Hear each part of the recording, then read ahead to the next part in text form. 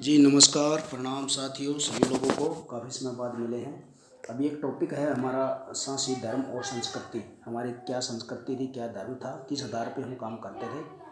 तो अभी मैं जल्दी जल्दी पूरा विषय तो कवर नहीं हो पाएगा। जितनी जानकारी होगी आज बताने की कोशिश करूँगा। अगर मूल रूप से देखा जाए तो सांसी भातु कबीला भाटी राजपूत होने के कारण हिंदू और सनातन धर्म को मानने वाला ही है।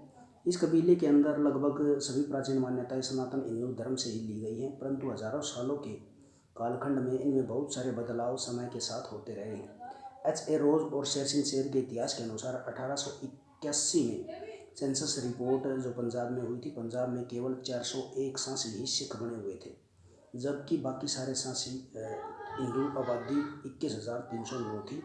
उस समय पाकिस्तान और पंजाब में पाकिस्तान, कश्मीर, हरियाणा, पंजाब, हिमाचल तक का एरिया शामिल होता था। और 50 साल बाद 1921 में वहाँ सिख सांसियों की जनसंख्या केवल 98 थी। लेकिन सन 1931 में सिख सांसियों की जनसंख्या बढ़कर 2,469 हो गई और हिंदू सांसियों की जनसंख्या 33,228 थी। इसके अलावा अब भारत के दूसरे राज्यों में सांसियों की लगभग सारी आबादी हिंदू धर्म में ही थी। लेकिन जब भारत पाकिस्तान का बंटवारा हुआ तो पाकिस्तान के 16 जिलों में जितने भी सांसी रह रहे थे, आज़ादी के बाद बहुत तेज़ी से ज़्यादातर सांसी मुस्लिम में परिवर्तित हो गए, क्योंकि पाकिस्तान एक मुस्लिम मेजोरिटी वाला देश था। किन किन कारणों से उन सांसियों को मुसलमान बनना पड़ा, इसके अलग अलग कारण हो सकते हैं। जबकि बंटवारे के बाद शेरसिंह शेर जी 1952 में पाकिस्तान में गए थे, तो शेखुपुरा, सरवार, कोट नक्का, गाजियाना, अवान, इन गाँवों के अलावा अनेक सैकड़ों गाँव के सांसी मुसलमान बन चुके थे। ऐसा सिर्फ सांसियों के साथ ही नहीं हुआ, बल्कि सिख, जाट, राजपूत आदि अनेक जातियों के लोग भी मुस्लिम बन गए थे। 1965 के बाद भी भारत पंजाब में ज़्यादा संख्या में हिंदू सांसी ही थे, जो अपने पूर्वज राजा सांसवल की पूजा भी करते थे। जबकि अमृतसर, गुरदासपुर, होशियारपुर, जालंधर, लुधियाना, फिरोजपुर, अम्बाड़ा में सांसी पूरी तरह सिख थे। उस समय लगभग 1,000 सिख सांसी दिल्ली में भी आकर बस गए थे। ये सांसी कस्तूरबा नगर, मोती नगर, किंग्सवे कैंप आदि जगहों पर बसे हुए थे। खास बात यह है कि सिख सांसियों की गिनती कभी भी मजहबी सिखों में नहीं हुई, क्योंकि वे प्योर सिख जो सिर पे केस रखते हैं वो माने जाते थे। जबकि भारत में उस समय एक भी हिंदू सांसी ईसाई या मुस्लिम नहीं बना था। आज की अगर हम हालात देखें तो भारत में खासतौर पर पंजाब में कई लोग ईसाई बन चुके हैं। दूसरा, आजकल भारत के अनेक राज्यों में कुछ राजनीतिक और वामपंथी विचारधारा के जुड़े हुए लोग सांसी जनजाति के लोगों को हिंदू धर्म से दूर करने में लगे हुए हैं। सांसी राजपूत जाति को कभी बौद्ध, कभी आदिवासी, कभी मूल निवासी, कभी अछूत बताकर हिंदू धर्म से दूर करने के षड्यंत्र करते रहते हैं। और लेकिन अगर हम कोई शिक्षित और इतिहास का जानकार सांसी होगा तो वह इन षड्यंत्रों में कभी नहीं फंसेगा। और चाहे पाकिस्तान का सांसी हो या भारत का, वो खुद को गर्व से राजपूत ही बोलता है। सांसियों की धार्मिक मान्यताओं का अगर हम अध्ययन करते हैं तो पाते हैं कि प्राचीन समय से ही सांसी लोग गहराई से आध्यात्मिक मान्यताओं से जुड़े हुए हैं। खासतौर पर सनातन धर्म का जो तंत्र मार्ग है, उसी के अनुसार उनकी सारी मान्यताएं हैं। अगर सृष्टि के आरंभ से ही देखा जाए तो सनातन धर्म में 2 शाखाएं बहती आ रही हैं, जिनके नाम आगम और निगम है। आगम का अर्थ है तंत्र मार्ग और निगम का अर्थ है वैदिक मार्ग। हिंदू धर्म के अनुसार वेदों का अवतरण ब्रह्मा के द्वारा हुआ है और तंत्र मार्ग का अवतरण स्वयं महादेव शिव जी ने दुनिया के लिए किया है। तंत्र मार्ग में मुख्य रूप से शाक्त संप्रदाय, जैन, शैव संप्रदाय, वैष्णव संप्रदाय, गणपत्य संप्रदाय और शौर संप्रदाय हुए हैं। बाद में इसी तंत्र मार्ग से ही बौद्ध संप्रदाय, जैन संप्रदाय और यूरोप और जापान के अनेक संप्रदाय बने हैं। तंत्र मार्ग देवी देवता, यक्ष, पितृ, भूत प्रेत आदि शक्तियों की उपासना करते हैं।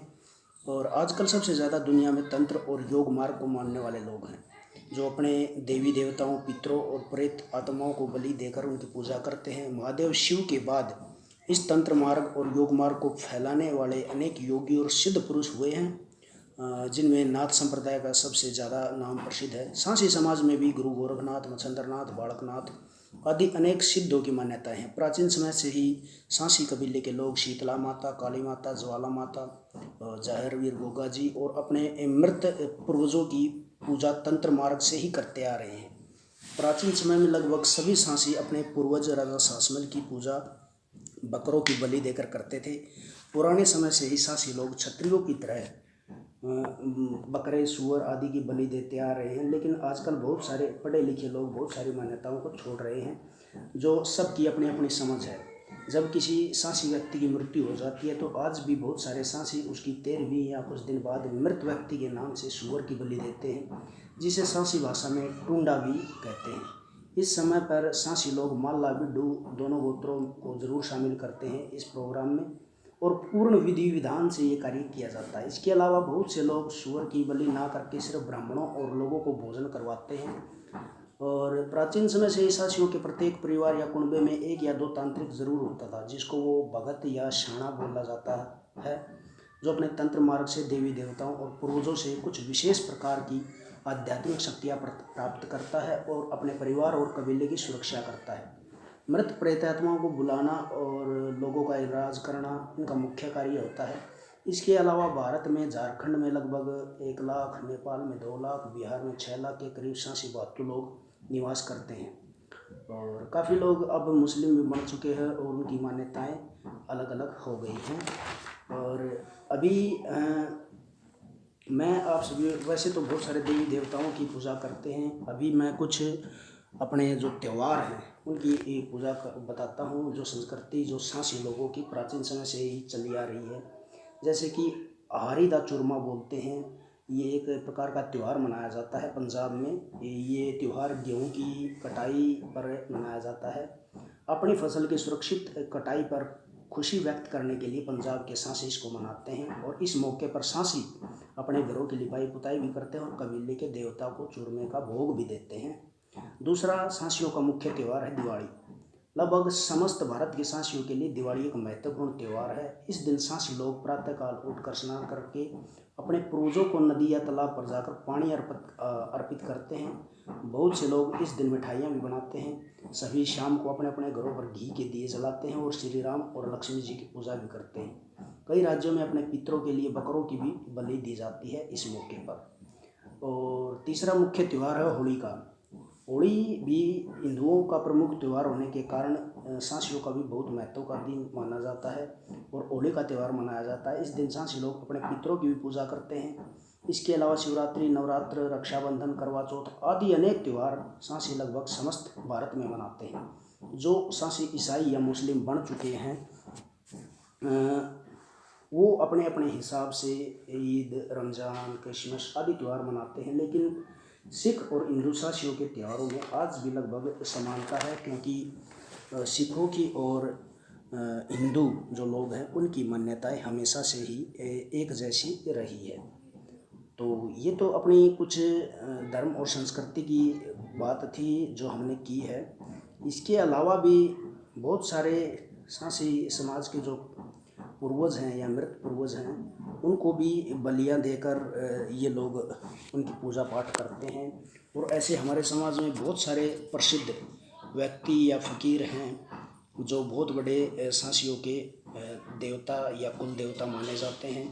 और बहुत सारे हैं, निहालू गंडू है, हेम नत्तो, तोतोराम, मलंग शाह, फतेह शहीद, माई लाखी, पीर सुल्ताना मक्खन सेवादार, और अपने बांसवाड़ा एक हरियाणा में दादे की पूजा की जाती है, वो उसकी भी काफ़ी मान्यताएं हैं। इसके अलावा कुंवारी वाला जो सिसोदिया का लड़का था उसका भी वंश में है। और इन जो ये मुख्य जो ये पूर्वज हैं जिनकी पूजा की जाती है, इसकी हम कोशिश करेंगे अगली वीडियो में बात करने की। और इस वीडियो में हमारा मुख्य उद्देश्य मुख्य रूप से सांसी समाज की संस्कृति और अपनी इनकी मान्यताओं को और इनके धर्म को आपके सामने उजागर करना था। अभी मेरी आप सभी लोगों से रिक्वेस्ट है कि इस वीडियो को ज़्यादा से ज़्यादा शेयर कर दें और लाइक करें और सभी लोगों तक ये पहुंचाने की कोशिश करें और अपने कमेंट ज़रूर करते रहना इसमें। और इसके बाद हम आगे अपनी जो वीडियो आएगी उसमें कौन कौन से सांसियों के मुख्य पीर फ़कीर या देवी देवता हैं उनके ऊपर वीडियो बनाएंगे। इसी के साथ अपना ये कार्यक्रम आगे चलता रहेगा। आप सभी लोगों से उम्मीद है कि इस चैनल को ज़्यादा से ज़्यादा लोगों के साथ फैलाएं ताकि सांसी समाज का इतिहास, संस्कृति और उनकी सभ्यता लोगों के पास पहुँचे और जिन लोगों को अपने इतिहास और संस्कृति का ज्ञान नहीं है वो लोग भी इस ज्ञान को प्राप्त करके अपने समाज में आगे फैलाने की कोशिश करें। तो अब तक के लिए सभी साथियों के साथ बहुत बहुत नमस्कार। जय राजा सांसमल, जय श्री राम, और नमस्कार सभी लोगों को। चैनल को सब्सक्राइब जरूर कर देना। जय राम।